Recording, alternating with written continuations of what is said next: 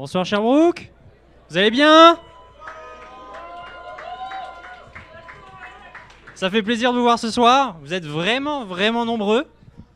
Il y a encore de la place qui reste sur les côtés là, donc pour ceux qui sont encore au bar, vous inquiétez pas. Vous aurez de quoi vous asseoir. Alors, merci à tous d'être là ce soir donc pour notre événement Fête Quantique. Je suis donc Loïc, je serai votre animateur pour la soirée. Voilà. Avant de commencer, je veux juste... est-ce qu'il y en a parmi vous, c'est leur premier événement Bistro Brain? Allez, bravo d'être venus. Ça fait plaisir de voir de nouvelles têtes. Pour commencer, dans ce cas-là, je vais vous présenter rapidement qu'est-ce que c'est Bistro Brain. Donc Bistro Brain, qu'est-ce que c'est? C'est un organisme à but non lucratif, donc qui a été créé en 2017, en février 2017, si je dis pas de bêtises, Alexis, merci. Donc il y a pourquoi comme but, c'est de mêler donc la science et le plaisir par le biais justement des soirées comme on a ce soir, donc de vulgarisation. Excusez-moi. J'ai juste mes notes, je suis un peu stressé parce que vous êtes vraiment nombreux, donc j'essaye d'éviter ou d'oublier des trucs. Donc, vous inquiétez pas si jamais vous déménagez. On a aussi donc des événements sur Montréal, et si jamais vous n'êtes pas sur Montréal ou sur Sherbrooke, on a aussi la chaîne YouTube. N'hésitez pas à les regarder, il y a tous les événements de tous les différents endroits qui sont publiés. Donc si jamais vous ennuyez, vous ne savez pas quoi regarder ou vous voulez apprendre de nouvelles choses, il y a tous les événements qui sont présents. Pour la soirée de ce soir, qu'est-ce qu'on va avoir? On va avoir donc 4 présentations donc de 12 minutes, avec 5 minutes de questions. Pour ceux qui voudront poser des questions, si jamais vous êtes à l'avant et que vous ne pouvez pas vous déplacer, vous pourrez les dire à voix haute, pardon. Mais pour ceux qui peuvent se déplacer, il y a un micro à l'arrière, n'hésitez pas à l'utiliser. Et puis même pour justement l'enregistrement, ça nous permet aussi de vous entendre mieux, de savoir ce que vous dites. Donc c'est toujours apprécié quand vous allez poser vos questions à l'arrière. Suivez bien aussi les présentations parce qu'à la fin il y a un quiz et si jamais vous répondez bien au quiz, vous avez possibilité de gagner plusieurs prix. Si je dis pas de bêtises, c'est 5 prix. Plus? Ah, plus 7. On en a beaucoup. Donc il y aura beaucoup de gagnants, donc n'hésitez pas à jouer, il y aura un code QR à la fin, il faudra juste le scanner, répondre bien aux questions et puis vous aurez possibilité de gagner les cadeaux par la suite. Alors, avant que j'oublie quoi que ce soit, oui, avant qu'on commence, j'aimerais d'abord remercier donc nos commanditaires pour la soirée, qui sont donc le Remdus, la Feus et le Starus, mais ainsi nos collaborateurs. Donc, on a l'Institut Quantique. Est-ce qu'on peut les applaudir? Merci. On a aussi Nord Quantique et SB Quantum.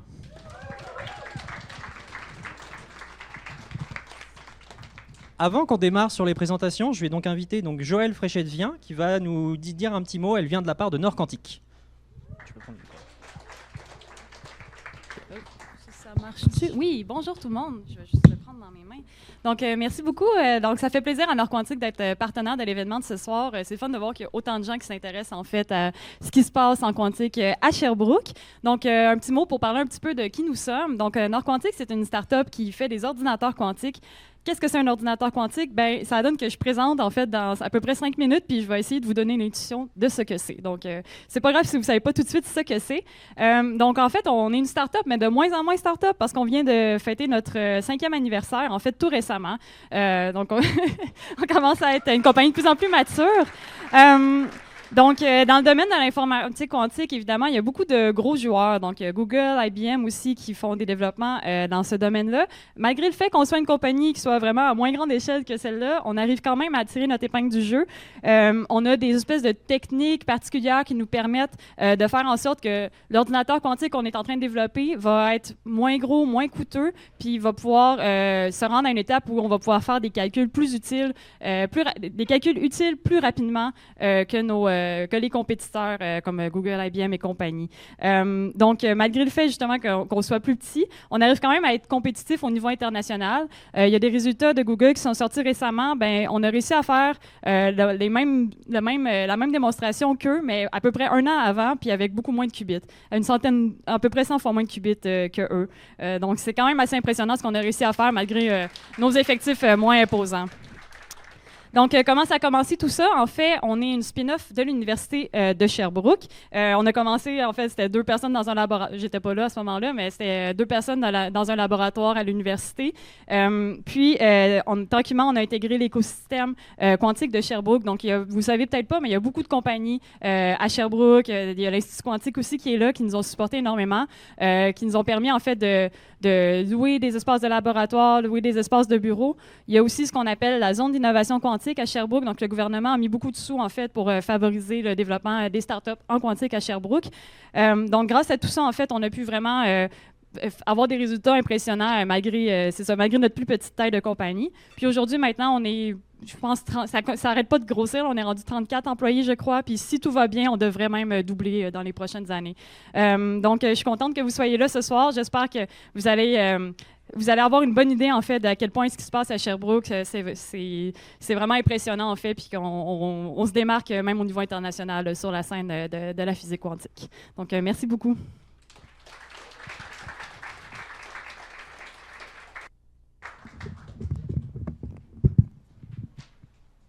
Excusez-moi, j'étais en train de me battre avec le trépied. Alors, on a un deuxième temps de parole. J'invite donc Jeanne Tifo qui va parler donc au nom de SB Quantum. L'applaudir.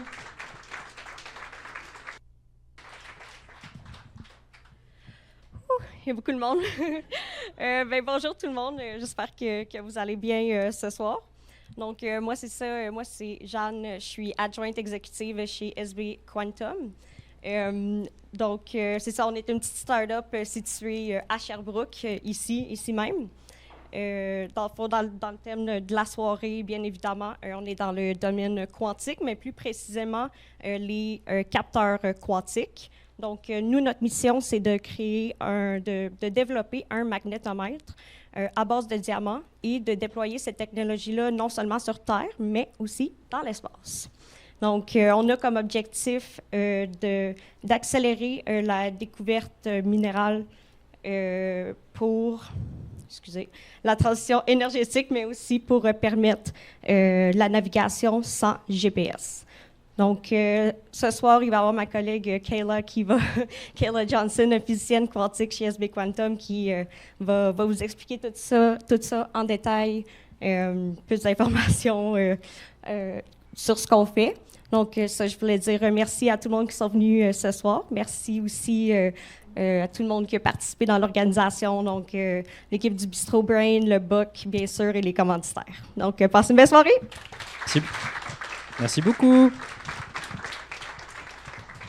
On va donc pouvoir démarrer avec la première présentation de la soirée. J'aimerais donc inviter, encore une fois, Joëlle Fréchette-Vien, qui donc détient un baccalauréat en physique et une maîtrise en génie mécanique.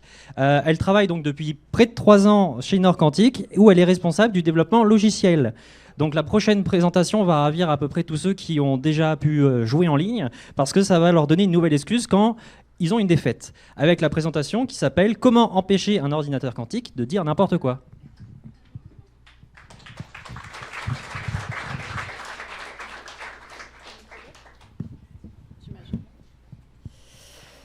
OK, donc rebonjour. Bon, comme je disais tout à l'heure, merci d'être là pour une soirée qui parle de physique quantique. C'est un sujet qui est considéré comme étant assez complexe de façon générale. Donc, dans le but de vous mettre en confiance puis de commencer ça assez soft, j'ai une question pour vous. J'ai pas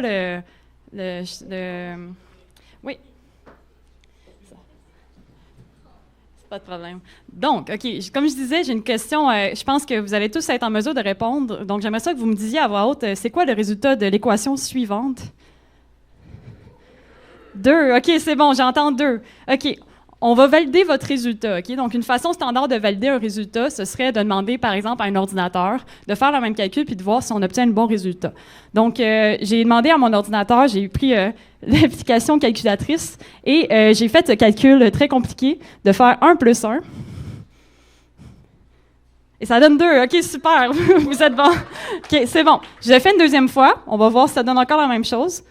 Ça donne encore 2, tout va bien. Les ordinateurs sont en accord avec les principes fondamentaux des mathématiques. Ça se passe bien. OK. Donc, effectivement, les ordinateurs qu'on utilise dans la vie de tous les jours, ça arrive pratiquement jamais qu'ils vont faire des erreurs. Ils sont considérés comme énormément fiables.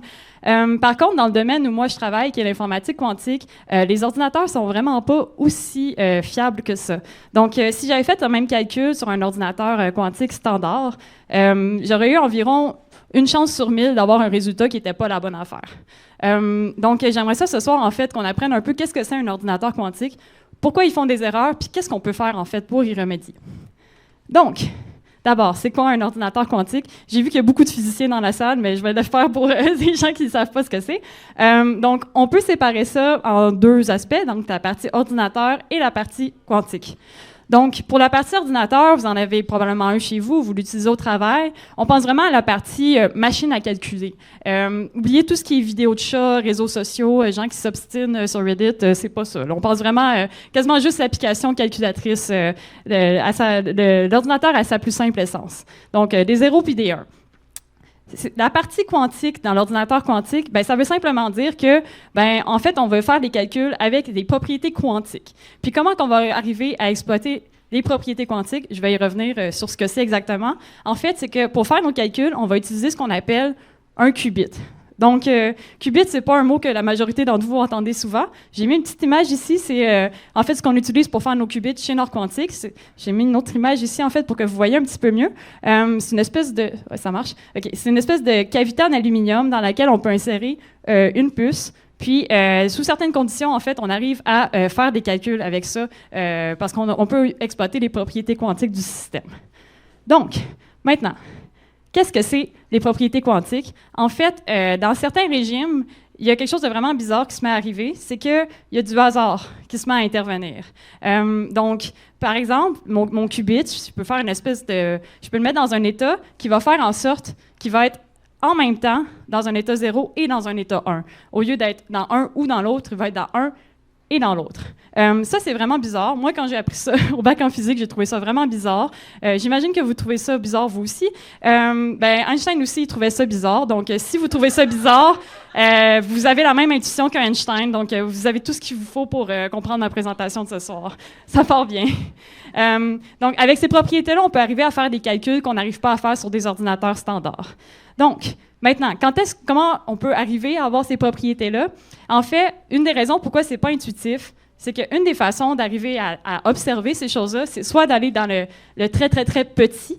Donc, là, on ne voit pas parce que j'ai mis le texte très petit, mais à l'échelle des atomes. Ou, mettons, par exemple, dans le très, très froid. Puis là, quand je dis très, très froid, je ne parle pas comme aujourd'hui, ce qui fait moins 20. Je parle, mettons, plus autour de moins 273 degrés Celsius. Donc, évidemment, ça, ce n'est pas des conditions qu'on vit dans la vie de tous les jours. Je ne sais pas combien de fois vous avez vu des atomes individuels dans votre vie. Ça n'arrive pas très souvent. Par contre, il y a plusieurs endroits à Sherbrooke où on a le moins 273 degrés qu'on arrive à l'atteindre. Puis ça, c'est dans des laboratoires de physique où il y a ces dispositifs qui sont là. Donc, vous voyez l'espèce de cylindre ici. Ça s'appelle un cryostat à dilution. Ça permet de descendre à des températures extrêmement froides. Il est fermé en ce moment. Mais imaginez qu'à l'intérieur, il y a des petits qubits qui sont là.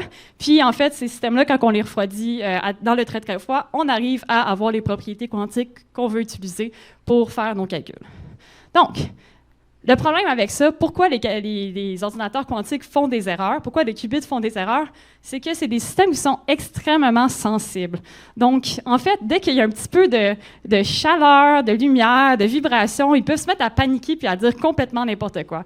Donc, dès que nos qubits se mettent à interagir avec le monde extérieur, ils peuvent comme nous sortir des zéros qui vont devenir des 1, des moins 1 qui vont devenir des plus 1 et compagnie. C'est un peu comme un physicien moyen qui a interagi avec le monde extérieur. Puis, il y a quelqu'un qui pose une question qui ne s'attendait pas, puis il se met à répondre n'importe quoi. Puis, j'ai le droit de faire cette blague-là parce que je suis physicienne moi-même. Donc, dès qu'il y a ce genre d'interaction-là qui rentre dans le système, il peut y avoir des erreurs qui se mettent à se manifester. Donc, ça, c'est le pourquoi, en fait, les ordinateurs quantiques vont faire des erreurs. Maintenant, qu'est-ce qu'on peut faire, puis pourquoi on persiste dans le domaine si c'est pour faire des systèmes qui ne sont pas fiables?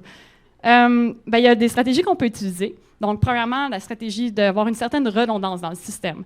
Donc, par exemple, au lieu de demander une fois à mon système qu'est-ce que ça fait 1 plus 1, je pourrais demander à trois qubits différents, en fait, que c'est quoi le résultat de cette opération-là.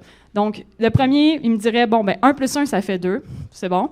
Le deuxième me dit 1 plus 1, ça fait 2, super. Le troisième, il y a un camion de construction qui passe dans le stationnement, il y a des vibrations, il n'aime pas ça, il dit 1 plus 1, je ne me rappelle plus. Attends, qu'est-ce qu'elle a dit? C'était quoi sa question? Ça doit donner 0. Donc là, malgré le fait qu'il y en ait un qui se soit trompé, si je fais une espèce de, pas une moyenne de résultats, mais presque un vote majoritaire, mes qubits ont voté pour que ma réponse, ce soit 2 à mon calcul. Donc, malgré le fait que j'ai un qubit qui ait donné le mauvais résultat, j'arrive quand même à avoir le bon résultat globalement. Puis, d'ailleurs, le camion de construction, c'est un fait vécu. Il y a beaucoup de construction autour de nos laboratoires en ce moment. Puis, il y a eu des moments où, quand il y avait des camions de construction, on entendait le bruit des grues puis des tractopelles qui se promenaient. Puis, on voyait en temps réel les performances de nos qubits diminuer. Donc, c'est quand même perturbant. Par contre, le problème avec la stratégie de la redondance, c'est que la majorité peut se tromper. Donc, si le premier me dit « OK, 1 plus 1, ça fait 2, c'est bon », le deuxième, il y a de la lumière qui rentre dans le système, il dit « Ah, ça doit donner 0, je ne sais pas ». Puis le troisième aussi, ça donne qu'il y a un autre camion de construction qui passe dans le stationnement, puis qui me dit que ça fait aussi 0. Là, si je me fie à la majorité, le résultat de mon calcul, c'est 0. Donc là, l'exemple de l'équation que je vous ai donné, c'était très, très simple. 1 plus 1, ça fait 2, on le sait. Mais si on faisait des calculs dont on ne connaissait pas la réponse, ce ne serait pas super fiable comme système. Donc là, vous allez me dire, Joël, on a juste à canaliser notre amont beau-fils intérieur qui prépare son pudding à l'arsenic et de dire, je vais en mettre 9. Donc, si j'ai 9 qubits, j'en ai juste besoin d'en avoir. Si j'en ai 4 qui se trompent, ça va marcher quand même parce que la majorité va me dire quand même la bonne réponse. Puis oui, c'est sûr, c'est pas une niaiseux. On pourrait en mettre 200 000 qubits. Mais si ça prend 200 000 qubits pour faire 1 plus 1, là, on n'est pas super avantagé. Puis on n'arrivera pas à faire des calculs utiles avant longtemps. Puis, tu sais, mettons, quand vous faites un travail d'équipe, imaginez que vous êtes en équipe avec 2 personnes qui sont pas très bonnes puis qui disent un peu n'importe quoi tout le temps. J'aurais beau vous dire, OK, je vais te rajouter 6 autres personnes dans ton équipe, ils sont toutes aussi incompétents que les 2 autres dans ton équipe, ça devrait aller mieux. On comprend qu'il y a quand même une limite à quel point tu peux performer quand tu fais juste rajouter des gens qui ne sont pas très performants dans une équipe. Donc, cette stratégie-là de la redondance, ça marche, mais c'est pas vraiment suffisant pour arriver à un endroit où les ordinateurs quantiques vont nous permettre de faire des choses utiles pour la société. Donc, il y a une autre stratégie qu'on peut utiliser, puis c'est en fait l'approche de Nord quantique. Donc, en fait, on fait aussi un peu de la redondance, mais c'est un peu ce qui nous démarque. Là, ça fait depuis le début que mes petits qubits, ils ont des petites bulles, des phylactères qui vous disent « Oh, ma valeur est 0 ». C'est pas aussi simple que ça, effectivement. Évidemment, les qubits ne parlent pas à voix haute. De toute façon, on les entendrait pas dans le frigo s'ils avaient à nous parler. Ce serait un peu perturbant. Donc, en fait, quand les qubits nous parlent, le genre d'image qu'on obtient, en fait, ça ressemble plus à quelque chose du genre. Donc, vous voyez des espèces de blobs rouges, blobs bleus, il y en a en haut aussi. Ça fait une espèce de patron de grille. Puis ça, en fait, c'est comme quand on voit cette image-là, on a décidé que ça, en fait, mettons, par exemple, ça pourrait représenter l'état 0. Puis un autre dessin pourrait représenter l'état 1. C'est comme ça que les qubits nous parlent.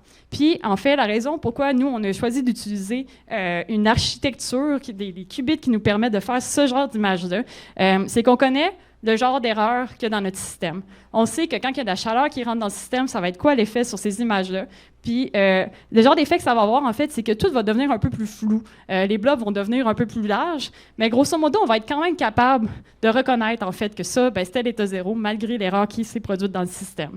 Donc ça, en fait, ça nous permet d'avoir des états qui sont juste plus robustes fondamentalement. Donc, même s'il y a des erreurs qui se produisent dans le système, on arrive quand même à reconnaître que c'est un 0 ou un 1.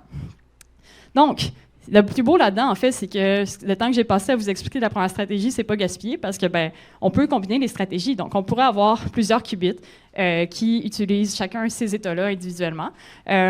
Puis, en fait, avec tout ça, éventuellement, on aimerait ça arriver à avoir des ordinateurs quantiques qui sont utiles. Donc, voilà, j'espère que quand vous allez entendre parler, quand vous allez voir des résultats sortir sur des ordinateurs quantiques qui ont un certain nombre de qubits, j'espère que vous allez vous poser la question, en fait, est-ce qu'ils font vraiment de la correction d'erreurs suffisante pour faire des choses utiles? Donc, merci d'être venu ce soir. Je pense que vous allez en entendre parler beaucoup dans les prochaines années dans le quantique, donc c'est vraiment utile d'avoir des petites connaissances de base là-dessus. Puis j'espère que vous allez vous rappeler un petit peu de ce dont on va parler ce soir. Voilà.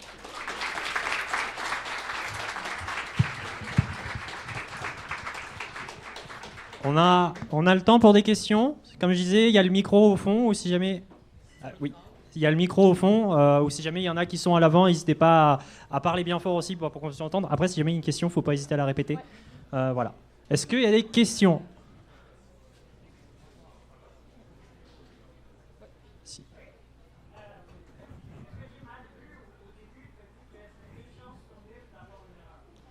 Oui. Oui, en fait, la question, c'est est-ce que la personne a bien vu, puis il y avait environ une chance sur 1000 de faire une erreur. Oui. Donc, c'était ça, là. Oui. Oui, c'est ça. C'est ça ma question. Ben, en fait, si c'est une chance sur 1000, le consensus, ça doit être une bonne stratégie, finalement. Ils vont tout le temps arriver à la même chose, ou presque? Bien, si on avait besoin, mettons, de 3 ou 4 qubits pour faire des opérations, je dirais oui. Le problème, c'est qu'on sait que pour faire des calculs utiles, donc des calculs qu'on n'est pas capable de faire avec des ordinateurs réguliers en ce moment, on estime que ça va prendre à peu près, je pense, j'ai plus les chiffres exacts en tête, je pense que c'est quelque chose comme 100 millions d'opérations sur peut-être au moins, je pense que c'est à peu près 1000 qubits différents. Donc, il faut comme multiplier tout ça ensemble. Fait qu'on arrive à peu près 1 milliard d'opérations qu'il faut faire sans faire aucune erreur. Donc, si on a 1 milliard d'opérations puis qu'on fait une erreur à chaque 1000 opérations, on va avoir plein d'erreurs, en fait, dans notre résultat. Donc, ça ne permet pas d'obtenir des résultats de façon fiable.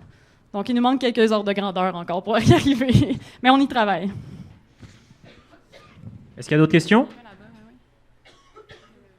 Ah, oui, le micro s'approche. Merci pour la présentation. Moi, ma question, c'est...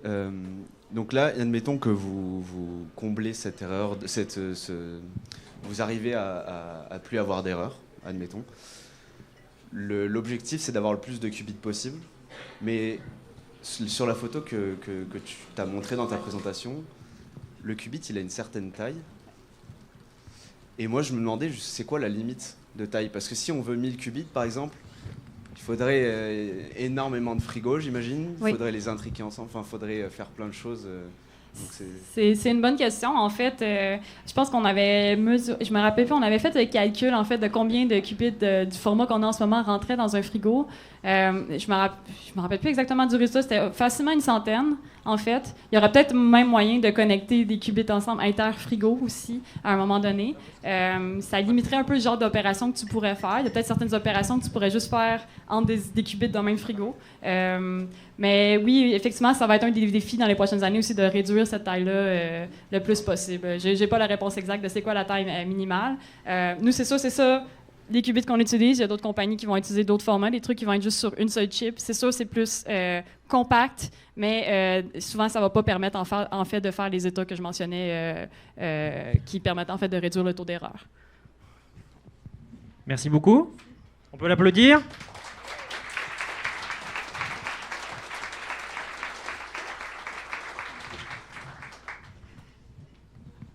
Pour la deuxième présentation de la soirée, on va recevoir donc Kyla Johnson, qui est donc physicienne expérimentale chez SB Quantum.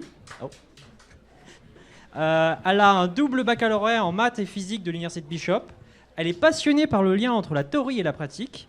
Et donc aujourd'hui, dans la présentation, ça va rappeler peut-être certains qu'il y a encore le temps de faire ses emplettes pour la Saint-Valentin, parce qu'on va parler de diamants, mais de diamants quantiques. Avec la présentation, donc, qui se pose la question, quels sont les impacts des capteurs à diamants quantiques dans notre quotidien ?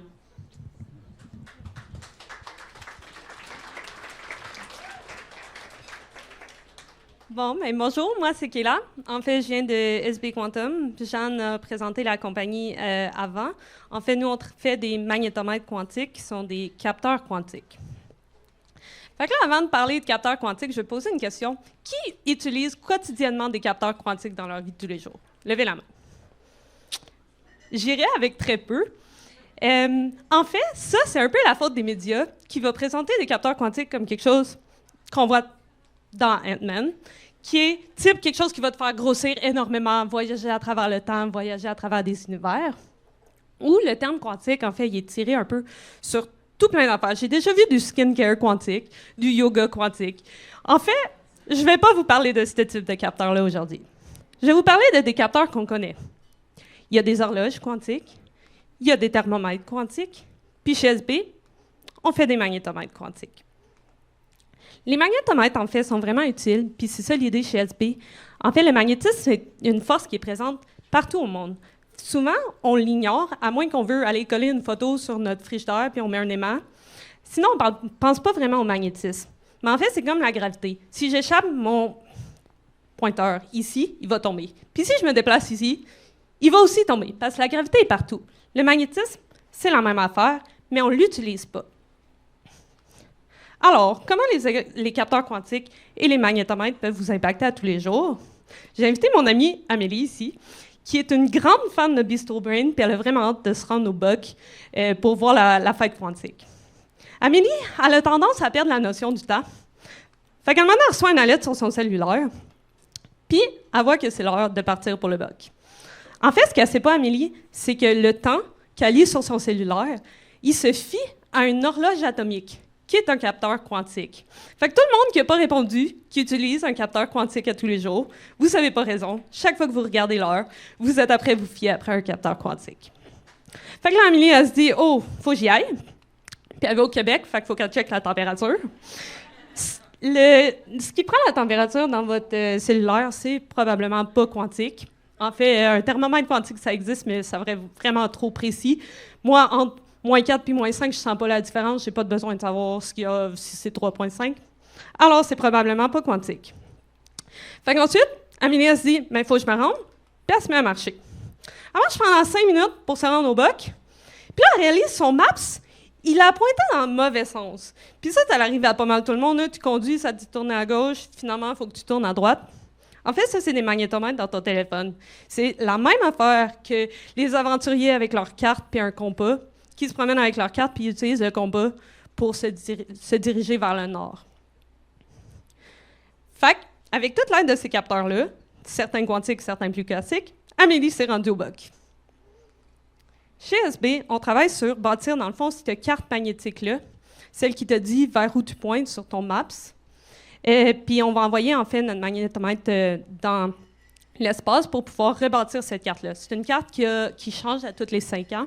Alors, notre pôle magnétique va changer mondialement, puis il faut refaire la carte. Mais c'est très utile en navigation, surtout dans la navigation autonome. Fait que la navigation autonome, c'est quelque chose comme les tracteurs John Deere, où tu n'as pas de conducteur, puis il faut que tu fasses une ligne droite, puis on sait tout, là, l'agriculture, en vrai, c'est vraiment important. S'ils ne vont pas en ligne droite, ils vont écraser leurs patates, puis le monde ne mangera pas. Là. Fait que c'est utilisé pour ça. Par contre, il y a des endroits dans le monde où le GPS ne marche pas, où le GPS peut se faire bloquer, il peut se faire attaquer, puis tout d'un coup, tu ne sais plus où est-ce que tu t'en vas. Si tu utilises la carte magnétique mondiale, tu vas pouvoir te repérer, puis ensuite naviguer utilisant le magnétisme. On n'a pas l'intention de remplacer le GPS, c'est pas ça que je t'apprête à dire, mais ça pourrait être utilisé avec le GPS ou quand le GPS fonctionne simplement pas. L'avantage d'un capteur à diamant, c'est qu'il fonctionne à température ambiante.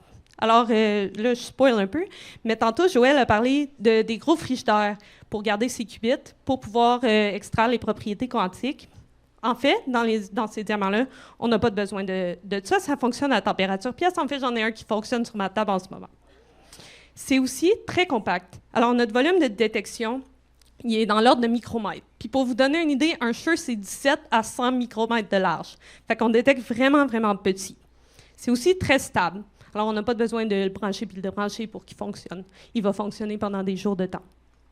Ici, j'ai des exemples des magnétomètres classiques, en fait, qui fonctionnent soit dans un frigidaire, alors il faut déplacer tout le frigidaire, qui sont vraiment pas si stables ou qui prennent moins de données. Mais bon, là, vous êtes ici pour le quantique, puis je vous parle de magnétisme, fait qu'on va parler de quantique. En fait, ce qu'on va faire, c'est qu'on va bâtir ensemble un capteur à base de diamants. Ça prend 3 ingrédients, juste 3. Un laser vert, un diamant avec des défauts et des micro-ondes. Puis avec tout ça, on peut faire un capteur, un magnétomètre quantique. Alors, le laser va venir frapper notre diamant. Puis ça, c'est important, notre laser, il est vert. Il vient frapper notre diamant avec des défauts, puis la lumière qui en ressort, c'est rouge. Nous, on va regarder la lumière rouge. Puis ici, j'ai une photo. Dans le fond, on voit le diamant là et le laser vert. C'est vraiment à ça que ça ressemble à vue d'œil. Ça, c'est une photo qui a été prise à l'Université de Sherbrooke. C'est un diamant quantique. Ensuite, notre troisième ingrédient, les micro-ondes. Puis là, c'est ici que ça devient un peu plus compliqué, puis ça se mêle, mais c'est ça qui fait que c'est quantique. Ce diamant-là, en fait, il a une propriété de spin. Puis ici, j'ai la population dessinée. Puis ce qui est quantique, c'est en fait, ma population de spin peut être sur ce plateau-là ou sur le deuxième plateau. Mais elle ne peut jamais être entre deux plateaux. Puis pour pouvoir envoyer ma population d'un plateau à l'autre, il faut que je change ma fréquence micro-ondes. On peut voir ça exactement comme tuner une radio. En fait, si on est sur ce plateau-là, on a beaucoup de lumière rouge qui sort de notre diamant. C'est comme une radio qui griche. Fait que ça griche, ça griche, ça griche. Puis là, je la tourne. Puis là, à un moment donné, je pogne un poste, puis j'entends de la musique. En vrai, ce qui va se passer, nous, c'est la lumière va s'éteindre. Puis on va voir la lumière s'éteindre. Ensuite, si je continue d'essayer de tourner ma radio, ça va se remettre à gricher. Fait que ma lumière va être allumée, je pogne mon poste, puis ensuite, elle ressort du poste, puis ça se remet à gricher. C'est bien cool tout ça, mais comment ça fait pour lire des champs magnétiques? Ce qui se passe, c'est que mon champ magnétique, il va prendre mon deuxième plateau, puis il va venir le séparer en deux. Fait que là, au lieu d'avoir un poste de radio, j'ai deux postes de radio. Puis ce qui se passe, c'est que quand je suis ici, je griche, je tourne ma radio, puis là, ça griche, ça griche, ça griche, je pogne mon poste, 106.1, j'écoute ma musique, c'est vraiment cool. Puis ensuite, je continue de tourner pour aller chercher mon deuxième poste, mais je ne suis pas dans un plateau. Fait que ça se remet à gricher jusqu'à ce que je frappe le deuxième poste, qui pourrait être 108.1. Puis, ce que je vais voir, c'est la distance entre les deux. Fait que là, j'ai dit 108.1, 106.1, une distance de 2, est proportionnelle au champ magnétique. Ouais, excusez. Fait qu'ici, avec la lumière, là, ce qu'on va voir, c'est on met des fréquences micro-ondes, on frappe la bonne fréquence, la lumière s'éteint. Là, on recommence, on va chercher notre deuxième fréquence, la lumière s'éteint encore, puis c'est ça. Là. La distance ici et la distance ici est la même et dépend du champ magnétique. Une photo que j'ai ici démontre comment mes deux résonances vont se déplacer avec un champ magnétique. Fait qu'ici, on a un champ vraiment très faible. On voit qu'il y a vraiment très peu de distance entre les deux pics. Ensuite, quand le champ augmente, je vais avoir vraiment beaucoup plus de distance. Puis nous, dans le fond, ce qu'on va faire, c'est qu'on va mesurer la distance entre les deux pics, puis on va inférer le champ magnétique. Fait qu'ici, c'est très gros, puis ici, c'est très petit. Par contre, tu ne veux pas tout le temps avoir à tourner toute ta radio. Ce que tu vas faire, c'est que tu vas te mettre un poste que tu connais. Puis, une fois qu'un champ magnétique vient s'imposer, ta radio va se mettre à gricher. Mais, tu as juste à la tourner un petit peu pour retourner chercher ton poste. Puis nous, dans le fond, on va aller mesurer. Mais dans le fond, il a fallu que je change de combien. Puis ça veut dire le champ a changé de temps. Et voilà, on a fait un magnétomètre quantique. C'est tout ce qu'il te faut. Puis c'est exactement ça. Fait que là, tantôt, j'ai parlé aussi du fait que nous, on l'utilise dans l'espace. En fait, le diamant, c'est vraiment bon pour la radiation. Fait qu'on peut l'envoyer dans l'espace sans problème. Mais il y a beaucoup d'autres utilités pour des magnétomètres quantiques. En fait, c'est vraiment petit. C'est au niveau de l'atome. Fait que tu peux aller mesurer des choses qu'on n'a pas vraiment mesurées avant, comme des champs magnétiques dans des protéines. Tu peux savoir, ils s'orientent dans quelle direction des protéines. Sinon, cet été, on a eu beaucoup d'aurores boréales. Ça aussi, c'est un phénomène magnétique qu'on peut mesurer et qu'on a mesuré. Puis sinon, il y a aussi en archéologie, on peut détecter dans le fond des mouvements de terre où il y a eu de la civilisation avant, dans le domaine minier. Il y a dans des pipes souterraines, des fois, qui ont des défauts. On peut aller mesurer ça avec des défauts magnétiques. Et c'est tout. Voici l'équipe. Fait que ça, c'est mon équipe qui a fait le magnétomètre, en fait, qui va aller dans l'espace. Fait que si, dans environ 5 ans, votre MAPS vous dit de tourner dans la mauvaise direction, vous pouvez blâmer tout le monde sauf moi, parce que je vous ai prévenu. Puis, il y a aussi une démo à ma table. Si jamais vous voulez toucher et voir un senseur quantique, c'en est un qui est allé, en fait, sur une ballonne atmosphérique, fait qu'il est sorti de l'atmosphère, puis tout. Fait que si vous voulez toucher quelque chose qui est allé dans l'espace, ou proche de l'espace, vous allez pouvoir venir voir comment ça fonctionne. Merci beaucoup.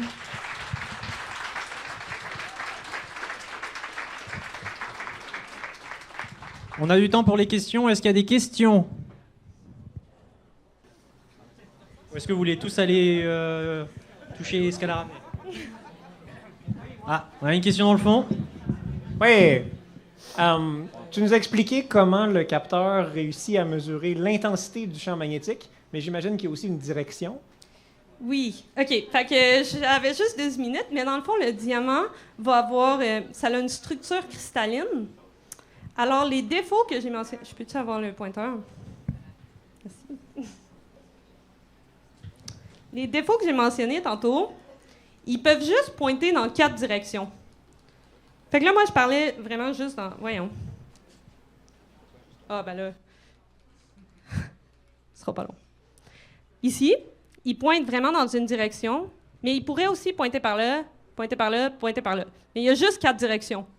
Fait qu'avec ça, vu qu'ils sont tous orthogonales, on peut refaire un vecteur. Fait qu'on va avoir plusieurs... En fait, des raies de résonance. Tantôt, j'en montrais 2, on en aurait 8. Merci. On avait des questions sur le côté là? Exactement la même question. OK.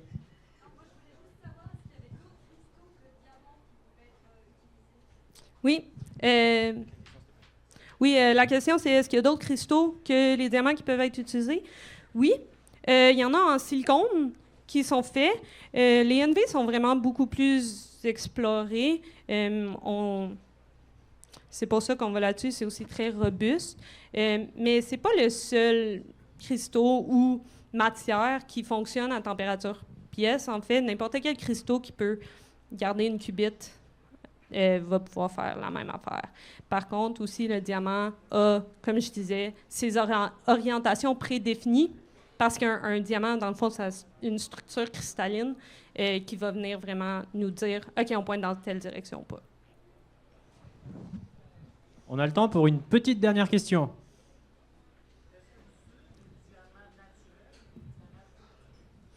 Nous, on les fait croître. En fait, des NV, ça s'est trouvé naturellement. En fait, les premiers, là, c'était naturel.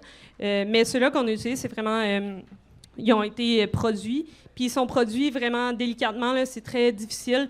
Puis c'est aussi une science, en fait, produire ces diamants-là. Comment bien les produire pour que les qubits font ce que tu veux et qu'il n'y en ait pas trop, qu'il y en ait juste assez.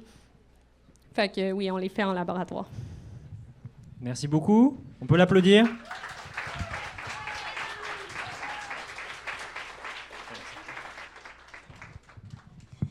Donc ça va marquer pour la pause.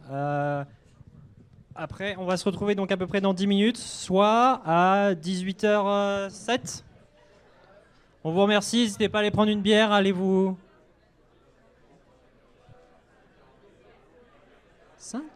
5 ou 10? Oui, 10 minutes. 15 15 minutes. On me dit 15 minutes dans le fond, pardon. Donc on se retrouve dans 15 minutes. Rebonsoir, vous allez bien? Vous avez bien récupéré de la bière? Mangé? Ah, j'ai entendu un non? Alors, avant qu'on reprenne les présentations, on va juste avoir un mot de notre troisième collaborateur, donc l'Institut Quantique avec Dominique Volkshagen. Parfait. Qui va donc, je vais lui laisser prendre la parole pour nous adresser son petit mot. Parfait. Moi, pour commencer, j'aimerais vous souhaiter une belle et heureuse année de la quantique. Effectivement, c'est pas pour rien que la soirée s'appelle Fête quantique, puis aussi qu'il y a une belle banderole 2025. Et en fait, c'est que l'UNESCO a déclaré que 2025, c'est officiellement l'année internationale des sciences et technologies quantiques. On est contents! Super. Puis, en fait, quelle plus belle façon de célébrer ça que de boire de la bière avec vous ce soir puis d'avoir des présentations vulgarisées. Et puis, en fait, comme on vous a mentionné, on est dans la zone d'innovation quantique à Sherbrooke. Donc, Sherbrooke, c'est vraiment la ville de la quantique au Québec. On a vraiment cette chance-là. Ça rassemble des compagnies, comme vous avez vu un petit peu plus tôt. Et il y a évidemment l'Institut quantique de l'Université de Sherbrooke. Donc, ça, c'est un centre de recherche qui rassemble des centaines de profs, professionnels de recherche et des étudiants à maîtrise, doc, post-doc. Donc, c'est vraiment une très belle communauté de la quantique. Et on fait aussi une très belle place à la vulgarisation scientifique. Donc, si jamais vous avez la piqûre ce soir avec les différentes présentations, vous aurez l'occasion d'aller à différentes activités tout au long de l'année pour célébrer l'année de la quantique. Donc, par exemple, j'ai des dates ici. Il y a le 3 mai, on va avoir un événement de porte ouverte à l'Institut Quantique. Mais en fait, c'est un événement pan-canadien de porte ouverte. Donc, tout au travers du Canada, il va y avoir différents événements. Sinon, il y a aussi le 27 mai. Retenez cette date-là, c'est la pièce de théâtre Rébellion du minuscule. Donc ça, c'est du théâtre d'objets. Vous allez pouvoir avoir une représentation visuelle et clarifiée de c'est quoi la quantique pour vraiment le grand public. C'est vraiment bien fait. Donc, c'est des belles occasions comme ça. Il y a d'autres événements. Dans le fond, la meilleure façon de vous tenir au courant puis de pouvoir participer, c'est de vous inscrire à l'infolette de Curieux Quantique pour pouvoir avoir toutes les dates à venir. Et puis, sur ça, il me reste juste à remercier évidemment Bistro Brain de nous recevoir ce soir. Ça fait plaisir. Puis aussi de vous remercier, vous. C'est vraiment, ça nous fait chaud au cœur de vous voir aussi nombreux ce soir pour venir en apprendre plus sur la quantique. Donc, bonne soirée. Merci beaucoup, Dominique.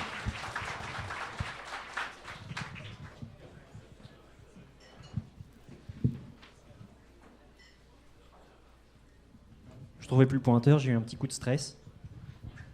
Alors, pour la troisième présentation, on va recevoir donc Yasmine Farage, qui est une étudiante à la maîtrise en physique expérimentale dans le groupe du professeur donc Mathieu Rouen. Rouen, c'est comme ça qu'on prononce ? Juin ? Ah, pardon, Juin, excusez-moi. Elle va nous parler de musique et de musique électronique, en particulier d'un groupe que je ne connais pas, donc les Électrons, avec sa présentation « Quand les électrons jouent de la musique ».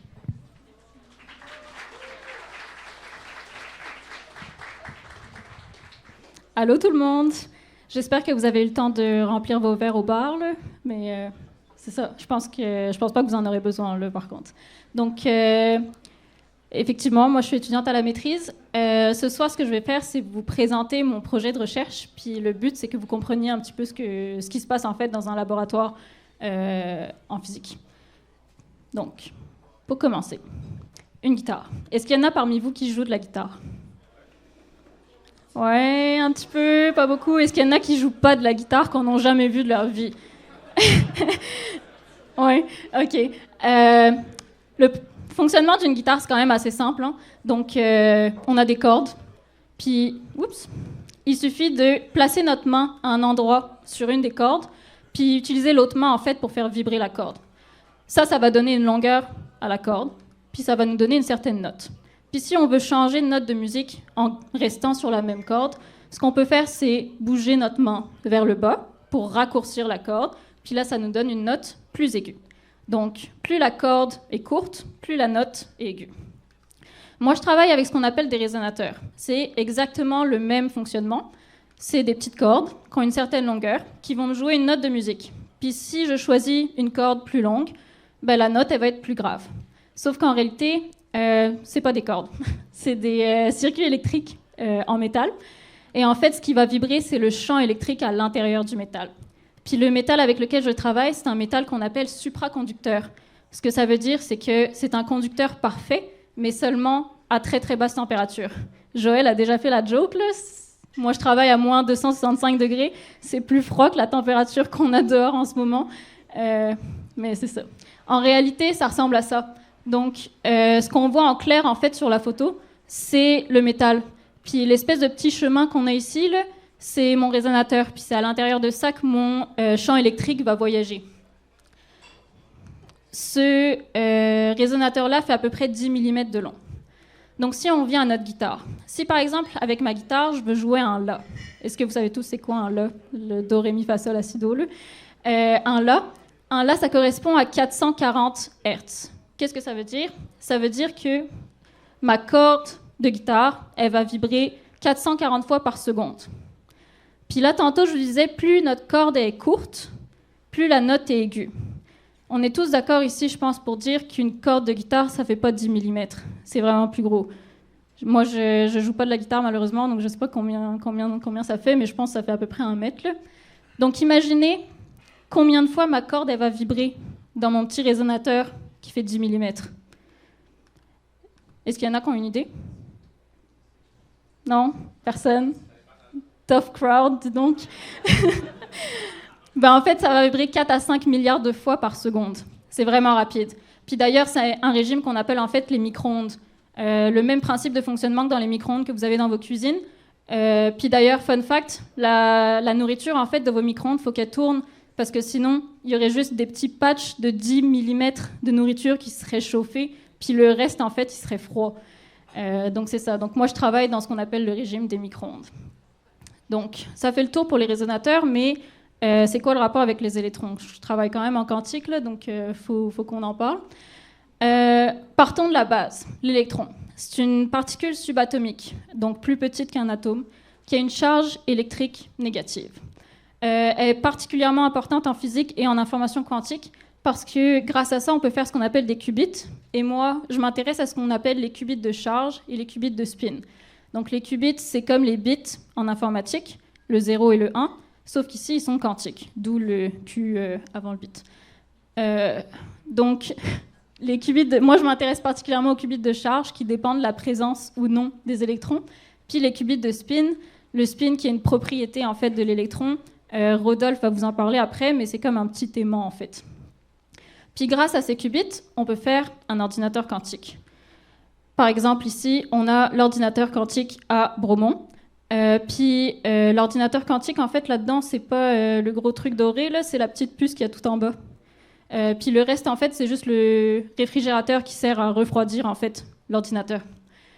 Puis grâce aux ordinateurs quantiques, à la place de faire des calculs les uns après les autres, on serait capable de faire des calculs tous en même temps et donc d'être vraiment plus efficace. Puis, une des façons d'étudier l'électron à laquelle je m'intéresse, c'est de le piéger, en fait. Puis pour le piéger, j'utilise ce qu'on appelle un puits de potentiel.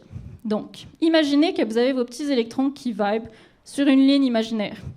Moi, ce que je peux faire, en fait, c'est de décider de la forme que va prendre cette ligne imaginaire, qu'on appelle le potentiel, en appliquant un voltage qui va nous permettre de piéger en fait l'électron à l'intérieur d'un puits, par exemple. Puis donc là, on a réussi à créer ce qu'on appelle un piège quantique, ou une boîte quantique, ou un quantum dot, ou un point quantique, ça a plein de noms différents. Puis on peut piéger un électron, on peut piéger 2 électrons, on peut piéger aucun électron, et on peut piéger un électron pour exploiter ses propriétés, comme le spin, par exemple.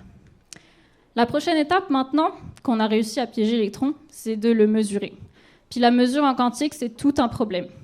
Pour vous exposer un petit peu le défi, prenons un électron, puis prenons 2 puits.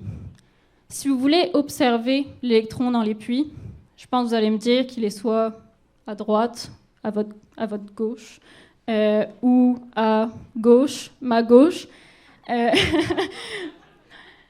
Donc soit à droite, soit à gauche. Sauf qu'en réalité, en quantique, il est dans les deux en même temps. Puis ça, c'est vrai, tant qu'on ne le mesure pas. Donc, la mesure, en fait, en quantique, ça entraîne l'effondrement de l'état quantique. Donc, ça veut dire que ça force l'électron à se placer dans un des puits ou un des pièges. Donc, qu'est-ce que ça veut dire pour nous? Ça veut dire que quand on piège notre électron, on vient perturber son état en le mesurant. Puis ça revient essentiellement à se retrouver avec un ordinateur classique parce qu'on a juste 2 états possibles à la place d'une infinité d'états possibles. Donc tout le travail qu'on a fait pendant des mois et des années à rendre ça quantique, ben, ça ne sert plus à rien parce qu'on a un ordinateur classique qui n'est même pas si bon que ça en fait. Donc personne n'est content. Une des solutions à ça, c'est ce qu'on appelle la mesure de non-démolition quantique, qui, comme son nom l'indique, nous permet de mesurer sans démolir. Et puis ça, on utilise notre fameux résonateur ou notre fameuse corde de guitare. Puis donc là, ça implique de juste combiner les deux ensemble, mon piège et ma guitare. Puis là, tout le monde est content. Puis donc, comment ça marche? Là, je vais vous emmener faire un tour au laboratoire, mon day-to-day en physique. Donc ça, c'est une puce. Puis sur cette puce, j'ai plusieurs résonateurs. Ça, c'est un schéma de la puce. Oups, ça marche pas. Un schéma de la puce. Sur cette puce, j'ai 4 résonateurs, puis cette puce-là, elle fait à peu près 10 mm par 10 mm, donc un petit carré de 1 cm. Là. Si on se concentre sur un résonateur, un résonateur, allô? Ah oui, ok, un résonateur. Mon résonateur ici, il fait 10 mm de long. Puis ce qui est intéressant aussi, c'est qu'il fait, mon Dieu, ça rush. OK. Il fait 10 microns de large. 10 microns, c'est 10 fois plus petit qu'un cheveu, en fait. Donc, vraiment, vraiment fin. Puis mon piège, là-dedans, il est où? Il est tout en bas. La photo est vraiment, était vraiment mieux sur mon ordi, là, mais tout en bas, en fait, on a un petit rond, là, ici. C'est ça, mon piège. Puis ce piège-là, il fait à peu près 100 nanomètres. 100 nanomètres, pour vous donner un ordre de grandeur, c'est la même taille qu'un virus. Donc, vraiment, vraiment petit. Puis, essentiellement, si on avait un virus sur la puce, on le verrait au microscope. Puis, si on avait une poussière aussi, ça viendrait un peu nous déranger dans nos mesures parce que ce serait sûrement plus gros que la largeur du résonateur ou plus gros que notre piège. Donc, c'est vraiment important de ne pas avoir de poussière, en fait. Puis, c'est pour ça qu'on fabrique ces échantillons-là dans ce qu'on appelle des salles propres. Donc, une salle propre, comme son nom l'indique, c'est une salle qui est propre. Donc, on a moins de 100 poussières par pied cube. Pour vous faire comprendre, ici, dans la salle, en ce moment, on a sûrement plus de 1 million de poussières par pied cube. Puis ensuite, on mesure ça dans ce qu'on appelle un réfrigérateur à dilution. Puis on va placer notre puce tout en bas, en fait, qui est le point le plus froid, et où la température est à moins 273 degrés Celsius. Donc, c'est vraiment plus froid que la température dans le vide, dans l'espace, en fait. Donc, c'est vraiment cool de savoir que dans nos laboratoires, on a un des endroits les plus froids de l'univers. Donc, vraiment nice. Puis, c'est quoi le rapport avec la musique? Donc, on a notre guitare qui nous joue une note de musique. Si on rajoute un piège, le petit piège, techniquement, ça ne change rien, en fait. Ça ne devrait pas. Tant qu'on n'applique pas de voltage. Parce que si on n'applique pas de voltage, on a juste nos petits électrons qui vibrent en suivant la ligne imaginaire.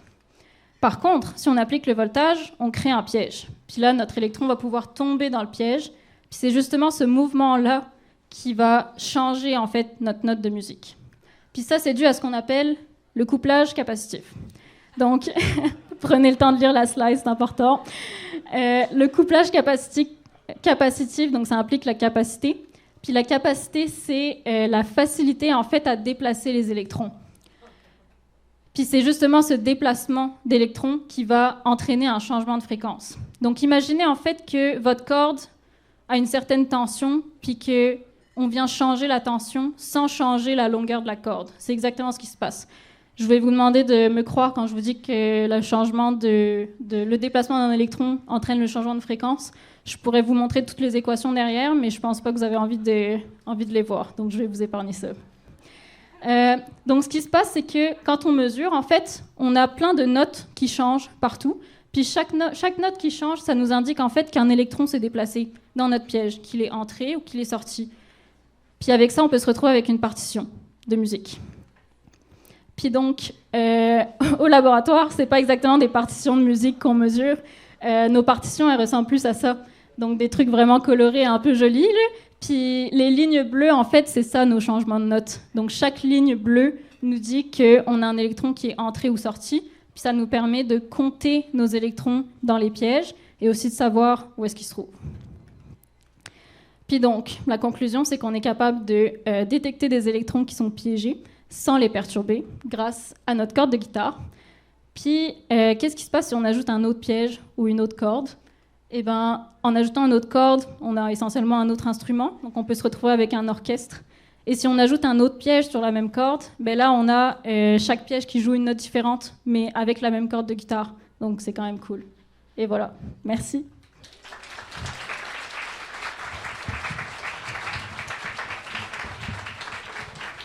Merci pour la présentation. On a des temps pour les questions. Est-ce qu'il y a des questions dans le public? Ah, dans le fond, oui. Ça voudrait dire qu'un Beethoven était un fabuleux ordinateur quantique. Sans le savoir, ouais, sûrement. Oui.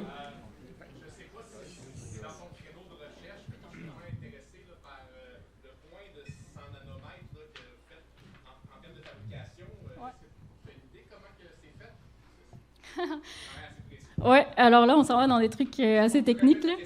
Ouais. Donc, on m'a demandé, en termes de fabrication, comment est-ce que ça se fait pour fabriquer le petit piège de 100 nanomètres. Donc là, on s'en va dans des trucs vraiment techniques, mais moi, j'utilise un gros appareil qui coûte sûrement plusieurs millions de dollars, qui nous permet justement de dessiner des petits patterns de cette taille-là. C'est ça, au 3IT.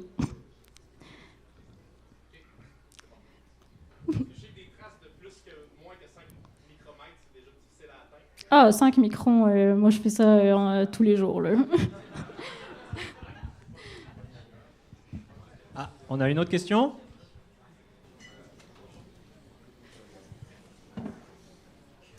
Allô, bonjour. Merci beaucoup pour la présentation. Super intéressant. Comme les autres présentations, il y avait des applications potentielles à la technologie. Est-ce que vous envisagez dans votre groupe de recherche une application ou deux potentielles à cette méthode?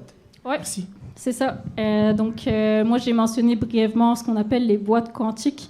Avec des boîtes quantiques, on peut faire des qubits de spin. Donc, le but final de mon projet de recherche, c'est de faire des qubits de spin. Puis c'est aussi ce qu'on appelle la mise à l'échelle, parce que sur une puce, c'est difficile de mettre plein de qubits sur une même puce.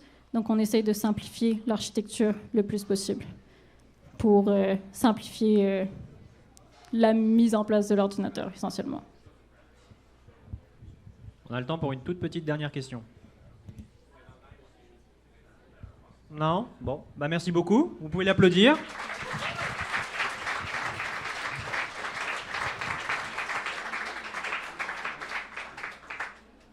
Pour la 4e et dernière présentation, je vais inviter Rodolphe Alquier, qui est déjà là. Merci Rodolphe. Il nous vient donc de la belle région du sud-ouest de Toulouse. C'est pas la région, c'est la ville, je sais. Ouais. Mais il a étudié à Paris-Saclay. Après avoir donc effectué un master à l'ENS ULM, c'est ça? Ouais, c'est ça. ULM. Il est donc venu étudier ici, je suppose son doctorat, à l'Institut Quantique, donc à l'Université de Sherbrooke. Il va nous parler de spin, de danse et de liquide, ce qui sonne un peu comme le prochain samedi soir au BOC, avec sa présentation qui s'intitule « Frustré pour mieux danser ». Bonsoir. Merci beaucoup. Donc, ouais, c'est ça. Moi, je m'appelle Rodolphe Alquier. Je suis étudiant en doctorat à l'Institut Quantique de l'Université de Sherbrooke. Ah ouais. Hop, merci. Et donc, ouais, ce soir, moi, le titre de ma présentation, ce sera « Frustré pour mieux danser, le cas des liquides de spin quantique ». Donc, les liquides de spin quantique, moi, c'est des matériaux que j'étudie dans mon doctorat. Donc, mon but ce soir, ça serait que vous ressortiez d'ici en ayant une idée de ce que c'est, là, liquide de spin quantique. Tiens, d'ailleurs, on peut essayer de se pencher un peu plus sur le nom, là. Bon, ben...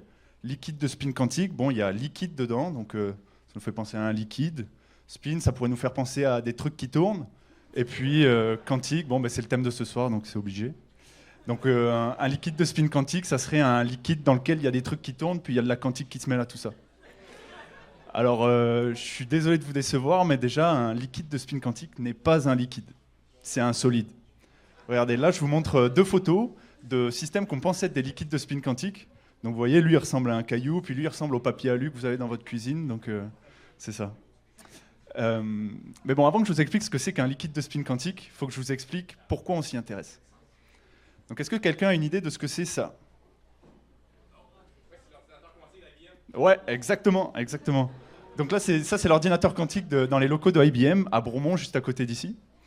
Et donc, un ordinateur quantique, les ordinateurs quantiques, c'est un peu la raison pour laquelle tout le monde capote autour de la quantique ces dernières années. Et ça, c'est parce que en fait, c'est capable de faire des calculs, de résoudre des problèmes beaucoup plus rapidement que tous les ordinateurs du monde réunis. Et donc moi, mon but, c'est pas de vous expliquer comment ça fonctionne, mais en gros, ce qu'il faut que vous reteniez, c'est qu'un ordinateur quantique est capable de faire plein de calculs en même temps. Là où un ordinateur classique, celui que vous avez chez vous, il fait plein de calculs, mais les uns après les autres. Donc si je devais trouver un exemple pour illustrer ça, moi j'ai pris l'exemple du labyrinthe. Donc si je suis dans un labyrinthe puis que je cherche le chemin vers la sortie et que je demande à un ordinateur classique, ce qu'il va faire, c'est qu'il va tester ça va recommencer là. Il va tester un chemin, puis un autre chemin, puis un autre chemin, puis un autre chemin, jusqu'à trouver le bon. Puis maintenant, si je demande à un ordinateur quantique, ce qu'il va faire, c'est qu'il va tester tous les chemins en même temps, et puis à la fin, il va me donner le bon chemin. Donc pour le problème du labyrinthe, ça ne semble pas très utile, mais il y a des problèmes d'optimisation pour lesquels ça nous ferait gagner un temps fou. Et puis même s'il faut, avec ça, on serait capable de résoudre des problèmes qu'on n'est pas capable de résoudre aujourd'hui. Bon, les ordinateurs quantiques, c'est chouette, ça existe déjà, sauf que le problème, c'est que ça sert un peu à rien. Alors, ça sert un peu à rien, je me corrige un peu, mais c'est parce qu'en fait, pour que ça fonctionne, ça a besoin d'être dans des conditions assez extrêmes. Ça doit être à moins 270 degrés, ça doit être dans des conditions de vide presque parfaites, parce qu'en fait, le moindre cheveu, la moindre vibration, le moindre réchauffement va les empêcher de fonctionner correctement. Eh bien, figurez-vous qu'on pense que les liquides de spin quantique permettraient de faire des ordinateurs quantiques beaucoup plus robustes. Parce qu'en fait, dans les liquides de spin quantique, il y a des particules qu'on retrouve nulle part ailleurs. Et avec ces particules-là, on pourrait faire des ordinateurs quantiques beaucoup plus robustes. Donc ça, c'est le premier point. Maintenant, est-ce que quelqu'un sait ce que c'est ça? Ouais, exactement. Ça, bon, je vais faire plus court. Ça, c'est un supraconducteur. Supraconducteur, qu'est-ce que ça veut dire? Bon, ben, supra, ça fait penser un peu à super. Conducteur, ça serait quoi? Ça serait conducteur d'électricité. Donc en fait, un supraconducteur, ça serait un superconducteur d'électricité. Bah ouais, c'est exactement ça. En fait, un supraconducteur, c'est un matériau qui conduit l'électricité sans aucune perte, donc de manière parfaite. Donc déjà, ça leur donne la propriété de pouvoir léviter au-dessus des aimants, là, c'est ce que je montre là. Donc c'est quand même assez cool, mais ça pourrait avoir des applications dans plein d'autres domaines, notamment par exemple le transport électrique. Aujourd'hui, dans les lignes à haute tension dont on se sert pour transporter l'électricité, on perd 3 à 5% de l'électricité qu'on met dedans. Alors que si on utilisait des fils supraconducteurs, on n'aurait aucune perte, ça serait parfait. Puis on peut s'en servir également pour le stockage d'énergie, les énergies renouvelables par exemple. Parce qu'on pourrait s'imaginer créer une sorte de boucle supraconductrice. Puis moi je me branche, je mets l'électricité qui vient de mon panneau solaire ou de mon éolienne. Et puis vu qu'il n'y a aucune perte, l'électricité elle va tourner à l'infini dans ma boucle. Et puis si je reviens 10 ans ou 1000 ans après, j'aurai la même électricité. Donc pareil, les supraconducteurs ça existe déjà, c'est super chouette. Mais pour que ça fonctionne, ça a besoin d'être des températures très froides. Je crois que les meilleurs supraconducteurs aujourd'hui, ils fonctionnent à moins 150 degrés. Donc un peu compliqué de s'imaginer de les avoir dans la vie de tous les jours, même si c'est déjà un peu le cas. Eh bien, figurez-vous que là aussi, on pense qu'il y a un lien entre les liquides de spin quantique et les supraconducteurs qui fonctionnent à des températures plus normales, c'est-à-dire température de la pièce, par exemple. Et donc, mieux comprendre les liquides de spin quantique nous aiderait à mieux comprendre les supraconducteurs. Bon, j'espère qu'avec ces 2 points, je vous ai assez convaincu que les liquides de spin quantique méritaient qu'on les étudie. Et donc maintenant, je vais pouvoir vous expliquer un peu plus ce que c'est. Mais avant d'aller plus loin, il faut que je vous explique un concept qui est le spin. Donc c'est quoi le spin? Bon, pour ça, on va faire une petite expérience de pensée. Supposons que je prenne la Terre, puis que je la coupe en 2. Bon, premièrement, on serait sacrément embêté, mais supposons que je puisse le faire. Bon, en face de moi, je vais avoir une moitié de Terre. Puis si je recoupe en 2, je vais avoir un quart de Terre. Puis si je recoupe en 2, je vais avoir un 8e de Terre, puis un 16e de Terre, etc. Et puis si je fais ça un certain nombre de fois, je vais arriver sur un objet que je ne peux plus couper en 2. Et ça, les Grecs, il y a 2000 ans, ils l'avaient déjà compris. C'est pour ça qu'ils ont appelé ça l'atome. Parce qu'en grec, atomos, ça vient du... Non, je m'inverse. Atome, ça vient du grec atomos, qui veut dire indivisible, insécable. Bon, maintenant, si je refais la même expérience, mais que je regarde ce qui se passe à l'intérieur de la Terre. Alors, vous le savez peut-être, la Terre, c'est un très grand aimant qui génère un champ magnétique et qui nous protège de tout un tas de trucs, notamment les particules qui nous viennent du Soleil, de l'univers. Et c'est un peu grâce à ça qu'on est en vie, d'ailleurs. Et donc, je ne sais pas si vous avez déjà vu ça, mais généralement, les aimants, on les représente par un pôle nord qui est en rouge et un pôle sud qui est en bleu. Bon, ce que la physique me dit, c'est que si je coupe un aimant en 2, donc si je coupe la Terre en 2, là, plutôt que d'avoir un pôle sud dans la main gauche et un pôle nord dans la main droite, je vais avoir 2 nouveaux aimants qui vont apparaître. Et puis si je recoupe en 2, je vais avoir 4 aimants. Et puis si je recoupe en 2, je vais avoir 8 aimants, puis 16 aimants, puis 32 aimants, etc. Et puis si je fais ça un certain nombre de fois, je vais arriver sur un aimant que je ne peux plus couper en 2. C'est le spin. Le spin, c'est le plus petit aimant de l'univers, c'est un aimant élémentaire. Même plus que ça, c'est une propriété fondamentale de la matière. Ça veut dire que, au même titre que la charge ou la masse, ça veut dire que toutes les particules qui constituent la matière ont un spin. Et généralement, le spin, on le représente par une flèche. Alors c'est ce que je montre ici. Vous pouvez vous imaginer là que la boule verte, c'est une particule, donc un électron, un proton ou un neutron, peu importe. Et puis cette particule, elle a un spin, donc une flèche. Et donc la flèche, qu'est-ce qu'elle veut dire? C'est juste, la taille de la flèche, c'est juste la valeur du spin, donc à quel point l'aimant est puissant ou non.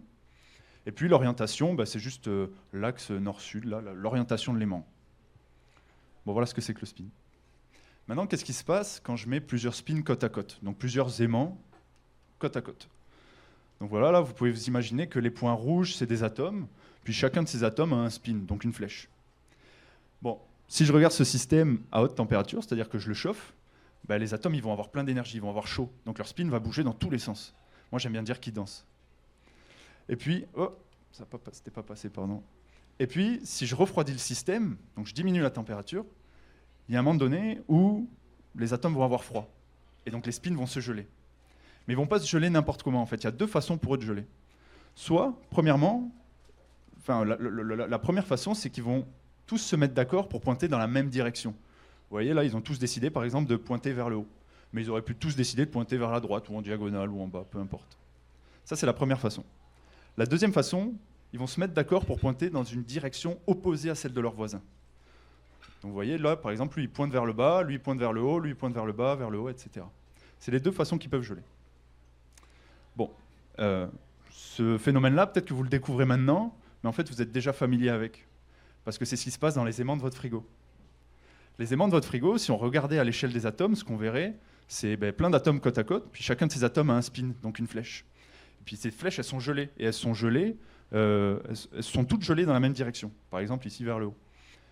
Et donc si on a plein de petites flèches, donc plein de petits aimants dans la même direction, c'est comme si on avait une grosse flèche dans une seule direction, donc un gros aimant qui peut coller à votre frigo. Donc ça, c'était le cas un peu simple. Maintenant, qu'est-ce qui se passerait si je prenais un triangle? Bon, là, j'ai 3 atomes sur un triangle, voilà. Et donc là, moi, je vais juste vous demander quelque chose, c'est de faire en sorte, juste vous l'acceptez là, c'est les spins, ils vont chercher à se mettre dans une direction opposée à celle de leur voisin. Okay, donc les flèches, elles vont chercher à se mettre dans des directions opposées. Bon, très bien, qu'est-ce qu'on peut faire? On peut dire que le premier spin, là, celui en haut, son spin, il va pointer vers le haut. Et puis celui en bas à gauche, vu qu'il va être dans une direction opposée, il va pointer vers le bas. Mais maintenant, pour celui en bas à droite, comment on fait? Parce que s'il pointe vers le haut, c'est bien, il est dans une direction opposée à celui en bas à gauche, mais il est dans la même direction que celui en haut. Et puis s'il pointe vers le bas, c'est l'inverse. Donc on comprend que là, les spins, ils ne sont pas capables de trouver une configuration dans laquelle geler. En fait, ils ne sont pas capables de se mettre d'accord. On dit qu'ils sont frustrés. Puis ce phénomène, ça a un nom, c'est la frustration magnétique. Et maintenant, supposez qu'à cela, j'ajoute ce qu'on appelle des fluctuations quantiques. Donc les fluctuations quantiques, pour faire simple, c'est un mécanisme de la mécanique quantique qui nous dit que plus un spin cherche à pointer dans une direction, par exemple, plus il cherche à pointer vers le haut, plus il y a de chances que de manière aléatoire, il bascule comme ça dans une direction perpendiculaire. Donc en gros, si je devais résumer ça en une phrase un peu catchy, je pourrais dire que plus un spin pointe vers le haut, moins il pointe vers le haut. Donc en gros, plus un spin cherche à se geler, moins il peut se geler. Eh bien, figurez-vous que dans les liquides de spin quantique, c'est ce qui se passe. Dans les liquides de spin quantique, les spins sont frustrés, ils ne sont pas capables de se mettre d'accord. Et puis, il y a de grandes fluctuations quantiques qui font que plus un spin va chercher à se geler, moins il pourra se geler. Et donc ça fait que les liquides de spin quantique, ce sont des aimants dans lesquels les spins ne gèlent jamais. Peu importe la température, peu importe à quel point il fait froid, j'ai beau aller au zéro absolu, là, cette température, c'est la plus petite température de l'univers, mais même à cette température-là, les spins continuent de danser. Donc s'il y avait un message que j'aimerais que vous reteniez là, de ma présentation, c'est dans les aimants normaux, donc ceux de votre frigo par exemple, les spins sont capables de se mettre d'accord sur comment geler. Du coup, ça fait qu'à basse température, ils gèlent. Maintenant, dans les liquides de spin quantique, les spins sont frustrés. Ils ne sont pas capables de trouver une configuration qui leur convient tous. Puis ajouter à cela des fluctuations quantiques qui font que plus un spin cherche à se geler, moins il pourra geler. Et bien ça fait qu'à basse température, les spins ne gèlent jamais. Ils continuent de danser. Voilà, merci pour votre attention. J'espère que ça vous a plu.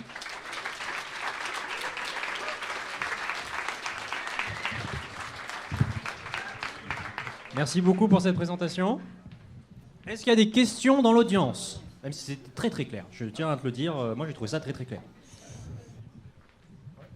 C'est peut-être un peu technique comme question, mais moi, j'ai appris qu'un bon qubit, c'est un qubit qui a seulement 2 états stables. Dans ton liquide, tu dis que l'enfant est toujours frustré, fait qu'il n'y a pas 2 états stables. En quoi est-ce que ça fait un bon qubit? Non, mais moi je fais pas des qubits avec ça. Hein. Ah oui, pardon.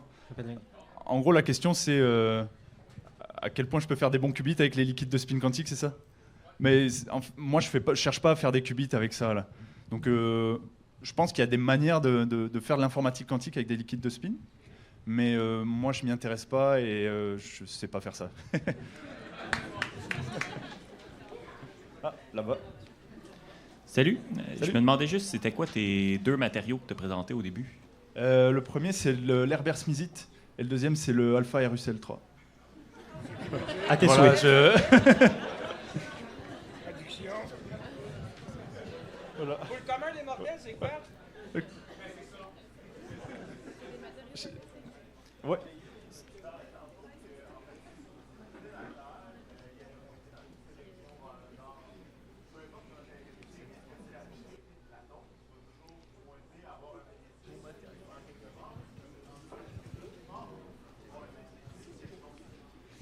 Alors c'est une très bonne question.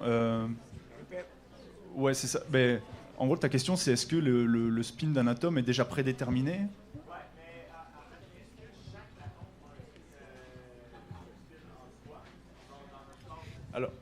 Alors, est-ce que chaque atome a un spin en soi? C'est ça, c'est ce que tu veux dire? Ben, alors, il y a des atomes. Donc, tu sais, un atome, c'est constitué d'électrons, de protons et de neutrons. Donc, chacune de ces particules a un spin. Mais c'est pas parce que toutes ces particules ont un spin que l'atome peut nécessairement en avoir un. Il peut avoir un spin nul. Si, par exemple, tu prends une flèche qui pointe vers le haut, puis l'autre qui pointe vers le bas, ben, ça annule, du coup, ça fait un spin nul. Donc, tu as des atomes qui, oui, ont un spin, puis d'autres qui n'en ont pas, non. Je sais pas si... Bon. C'est quoi la... Sur l'humain,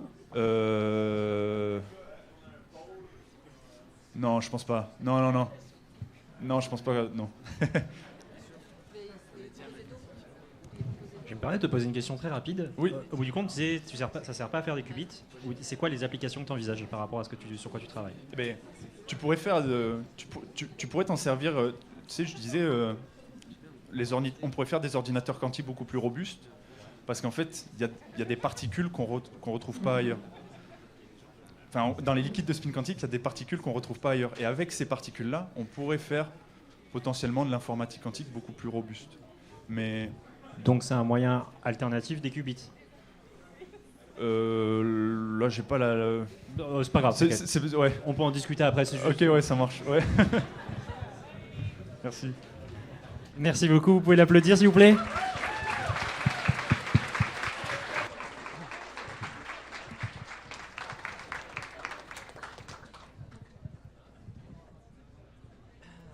Merci à tous. Je tiens à vous remercier. Vous avez été extrêmement nombreux ce soir.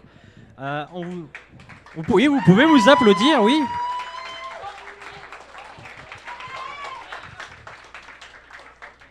Vous étiez... allez, un petit guess. Qui c'est? Quelqu'un me dit un nombre? Au moins 100. Ah, 30 millions, presque. 30 millions et 1. 165. Vous étiez 165 ce soir. Félicitations à vous d'être venus aussi nombreux. Ça fait plaisir de vous voir. Donc on veut aussi remercier tous les présentateurs pour le travail qu'ils ont fourni pour pouvoir venir vous présenter ce soir et être aussi clair. On peut aussi remercier les différents bénévoles avec à la captation Émilie.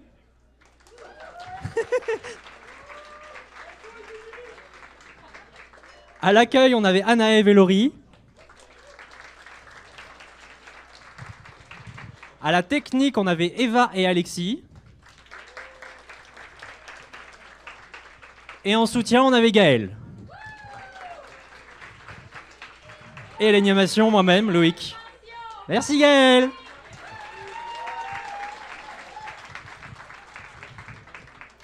On tient aussi à remercier tout le staff du BOC. Donc, avec au service Benjamin, Marianne, Tristan.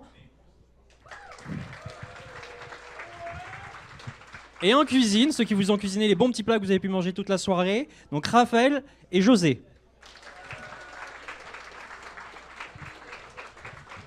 On tient à remercier à nouveau donc, nos commanditaires, le REMDUS, la FEUS et le SARUS, mais aussi nos collaborateurs, l'Institut Quantique, Nord Quantique et SB Quantum.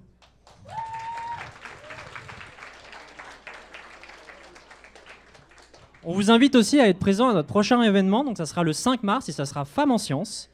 Et ça sera au bout du compte évidemment au BOC. Même place, même heure.